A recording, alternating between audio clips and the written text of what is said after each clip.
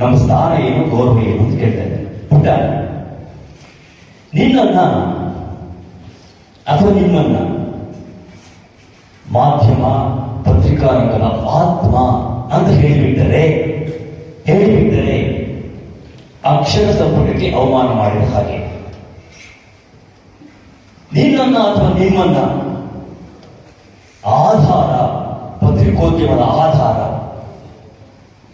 ಅಂತ ಹೇಳಿದರೆ ಮಾಲೀಕರಿಗೆ, ಜಾಹೀರಾತುದಾರರಿಗೆ ಅಪಮಾನ ಮಾಡುವಂತೆ ಆಗುತ್ತೆ. ನಿನ್ನನ್ನ ಅಥವಾ ನಿಮ್ಮನ್ನ ಅಗತ್ಯ, ಪತ್ರಿಕೋದ್ಯಮದ ಅಗತ್ಯ, ಅನಿವಾರ್ಯ ಅಂತ ಹೇಳಿಬಿಟ್ಟರೆ ಅಸಂಖ್ಯವಾಗಿ ದುಡಿತಾ ಇರತಕ್ಕಂಥ ಪತ್ರಕರ್ತ ಬಂಧುಗಳಿಗೆ, ಓದುಗರಿಗೆ ಅಪಮಾನ ಮಾಡಲಿಕ್ಕೆ ಆಗುತ್ತೆ. ಓದುಗರೇ ಪತ್ರಿಕೆಯ ಅಗತ್ಯ ಮತ್ತು ಅನಿವಾರ್ಯ. ಹಾಗಾದರೆ ನೀನೇನು, ನಿಮ್ಮ ಸ್ಥಾನವೇನು? ಪುಟ, ಇದು ಪತ್ರಿಕೆಗಳು, ಇದು ಅದನ್ನು ತಲುಪಿ ಸಾರ್ಥಕತೆಯನ್ನು ಪಡೆಯುವಂತಹ ದಾರಿ. ಇದು ಇಲ್ಲಿದೆ, ಇದು ಇಲ್ಲಿದೆ. ಈ ಎರಡು ವಿರುದ್ಧ ದಿಕ್ಕಿನಲ್ಲಿದೆ. ಆ ಎರಡನ್ನೂ ಬೆಸೆಯುವಂತಹ ಭಾವ ಬಂಧನ ಅದು ನೀನು. ಅವರ ಯಾರಿಗೆ ಯಾವ ಪೇಪರ್ ಬೇಕೋ ಅದನ್ನ ಕೇಳ್ತಾರೆ, ಅದನ್ನ ನಾವು ತಗೊಂಡಾಗ ಅವ್ರಿಗೆ ಕೊಡ್ಬೇಕು. ಅಣ್ಣ ಅಣ್ಣ ಅಣ್ಣ ಯಾರಿಗೆ ಯಾವ ಪೇಪರ್ ಅಂತ ನಮ್ಗೆ ಹೆಂಗ್ ಗೊತ್ತಾಗ್ತದೆ? ನಮ್ಗೆ ಹೆಂಗ್ ಗೊತ್ತ? ಅದನ್ನೆಲ್ಲ ಅಣ್ಣ ನೋಡ್ಕೊಂತಾರೆ ಕಣ. ನಮ್ಮ ನಾಡಿನಲ್ಲಿ ಪತ್ರಿಕೆ ಇದು ಶೆಟ್ಟಿಹಳ್ಳಿ ಆಂಜನೇಯ ಪ್ರಸಾದ ರೋಡಲ್ಲ ತಂದು ಸಾಯಂಕಾಲ ತನಕ ಕೊಡ್ಬೋದು. ದಿನಕಾಯನೆ ಇನ್ನೊಂದು ಗಂಟೆಗೆ ಪತ್ರಿಕೆಗಳೆಲ್ಲ ಸತ್ತೋಗ್ತವೆ, ಇನ್ನೊಂದು ಗಂಟೆ ನಾವು ಹಂಚ್ಬೇಕು. 8 ಗಂಟೆ ಮೇಲೆ ಪತ್ರಿಕೆಗೆ ಜೀವ ಇರೋದಿಲ್ಲ ಕಣ. ಆಮೇಲೆ ಅದನ್ನೆಲ್ಲ ತೂಕಕ್ಕೆ ಹಾಕ್ಬೇಕು. ನಿಮ್ ಜೊತೆ ಮಾತಾಡ್ಕೊಂಡು ಕೂತ್ಕೊಂಡ್ರೆ ಜನ ನನ್ನ ಮಕ್ಕಳಿದ್ದಾರೆ. ಪತ್ರಿಕೆ ಅಂದ್ರೆ ಏನು ಅಂತ ತಿಳ್ಕೊಂಡಿದ್ಯೋ? ಜೀವ ಕಣ, ಜೀವನ, ಬಂಧ, ಅನುಬಂಧ. ಪತ್ರಿಕೆ ಅಂದ್ರೆ ನಮ್ಮ ಅನುಬಂಧ. ಇಟ್ಕೋ. ಮುಂದೆ ಕೆಲವು ಪ್ರಶ್ನೆಗಳು ಇಟ್ಟಿದ್ದಾನೆ. ಇದು ಕೇವಲ ಅವರ ಪ್ರಶ್ನೆ ಮಾತ್ರ ಅಲ್ಲ.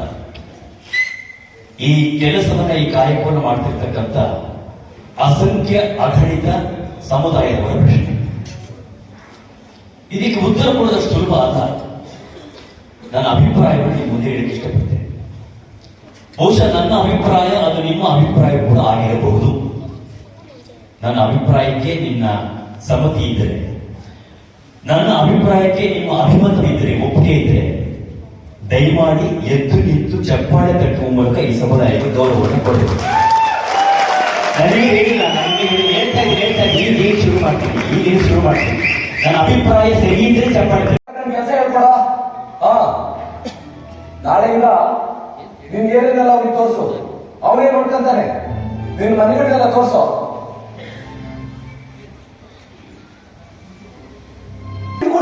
ಏನು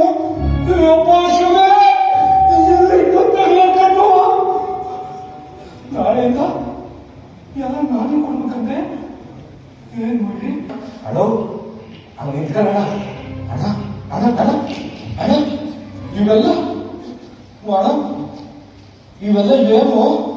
ನಾವು ಇವನ್ನ ಯಾರಿಗೆ ತಂಡಕ್ಕೆ ಹೋಗ್ಬೇಕು? ಕೊಟ್ರೆ ಅವರು ನಮ್ಗೆ ಏನ್ ಕೊಡ್ತಾರೆ? ಅಣ್ಣ ಅವರು ಅಣ್ಣ ಇವನ್ನ ನಾವು ಮನೆಗೆ ತಗೊಂಡೋಗಿ ಹಂಚ್ಬೇಕು.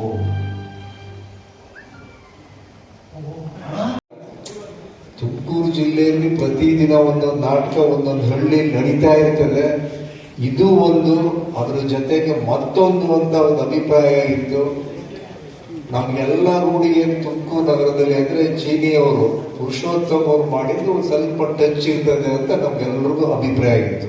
ಲೇಟೆಸ್ಟ್ ಟೆಕ್ನಾಲಜಿ ಸೇರಿರುತ್ತದೆ ಅಂತೇಳಿ ಪತ್ರಿಕೆಯನ್ನು ಹಾಕಿ ಅದನ್ನು ಚಂದಾನವನ್ನು ವಸೂಲಿಯಾಗಿ ನಮ್ಮ ಕೈಗೆ ಬರೋವರೆಗೂ ನಮಗೂ ನಿಮಗೂ ಜಟಾಪಟಿ ನಡೆದೇ ಇರುತ್ತೆ. ಈ ಸಂದರ್ಭದಲ್ಲಿ ಈ ಒಂದು ಪ್ರದರ್ಶನ ಸ್ವಾಮಿಯವರು ಬಹಳಷ್ಟು ಅದಕ್ಕೆ ಒಂದು ಒತ್ತು ಕೊಟ್ಟಂತೆ ಮತ್ತು ಅಮೂಲಾಗ್ರವಾಗಿ ಚಿಂತನೆಯನ್ನು ಮಾಡಿ ಇದನ್ನು ತಂದುಕೊಟ್ಟಿದ್ದಾರೆ ಅಂತಕ್ಕಂಥ ನನ್ನ ಭಾವನೆ. ಮತ್ತು ಈ ರಂಗ ಕಲೆಯಲ್ಲಿ ಅಥವಾ ರಂಗ ಚಟುವಟಿಕೆಯಲ್ಲಿ ಹೆಚ್ಚು ಅನುಭವ ಇರೋದ್ರಿಂದ ಬೇಗ ಗ್ರಹಿಸಿ ಇದನ್ನು ರಂಗಮಂದಿರದಲ್ಲಿ ಪತ್ರಿಕೆಯನ್ನು ಓದಿಸ್ಬೇಕು ಅಂತಕ್ಕಂಥದ್ದು ಏನು ಒಂದು ಅಭಿಯಾನವನ್ನು ತಗೊಳ್ತಾ ಇದ್ದಾರೆ. ನಮ್ಮ ಕರ್ನಾಟಕ ಸರ್ಕಾರನೂ ಕೂಡ ಶಾಲೆಗಳಲ್ಲಿ ಈ ಒಂದು ಪ್ರಕ್ರಿಯೆಯನ್ನು ಪ್ರಾರಂಭ ಮಾಡಿದರೆ ಅಥವಾ ಒಂದು ರೀತಿಯಾಗಿರ್ತಕ್ಕಂಥದ್ದನ್ನು ಒಂದು ಮನಸ್ಸಿಗೆ ಇದನ್ನು ತಗೋಬೇಕು ಅಂತಕ್ಕಂಥದ್ದನ್ನು ಅಕ್ಷರ ಬೇಸಾಯ ಕಡಿಮೆ ಆಗಿದೆ, ಅಕ್ಷರ ಜ್ಞಾನ ಕಡಿಮೆ ಆಗಿದೆ. ಇವತ್ತೆಲ್ಲರೂ ಕೂಡ ಮೊಬೈಲ್ಗಳಿಂದನೇ ನಮ್ಮ ಸಮಯ ತುಂಬ ಹಾಳಾಗ್ತಾ ಇದೆ, ಆಳ ಕಡಿಮೆ ಆಗ್ತಾ ಇದೆ ಅಧ್ಯಯನದ್ದು. ಇದನ್ನೆಲ್ಲನೂ ವೃದ್ಧಿಸಬೇಕಾದ್ರೆ ಪತ್ರಿಕೆಗಳು ನಾವೂ ಕೆಲಸ ಮಾಡಬೇಕಾಗುತ್ತೆ. ಆ ನಿಟ್ಟಿನಲ್ಲಿ ನಮ್ಮ ಸಿಬ್ಬಂದಿನೂ ಕೂಡ ಕೆಲಸ ಮಾಡಬೇಕಾಗುತ್ತೆ. ಇವತ್ತಿನ ದಿನಗಳಲ್ಲಿ ಒಂದು ರೀತಿಯಾಗಿರ್ತಕ್ಕ ಇವರ ಸೇವೆಯನ್ನ ವರ್ಣಿಸೋದಕ್ಕೆ ಪದಗಳಿಲ್ಲ. ಸಂಘಟನೆಯಲ್ಲಿ ಇವರ ಸೇವೆ. ಮತ್ತೊಬ್ಬರು ಶ್ರೀಕಾಂತ್ 15 ವರ್ಷಗಳಿಂದ ಪತ್ರಿಕಾ ವಿತರಕರಾಗಿ ಶ್ರೀಕಾಂತ್ 5ನೇ ರಾಜ್ಯ ಸಮ್ಮೇಳನದ ಯಶಸ್ಸಿನ ಮುಖ್ಯರೂ ಆಗಿ ಸಂಘಟನೆಯಲ್ಲಿ ಇವರ ಸೇವೆ ಅಗಣಿತ.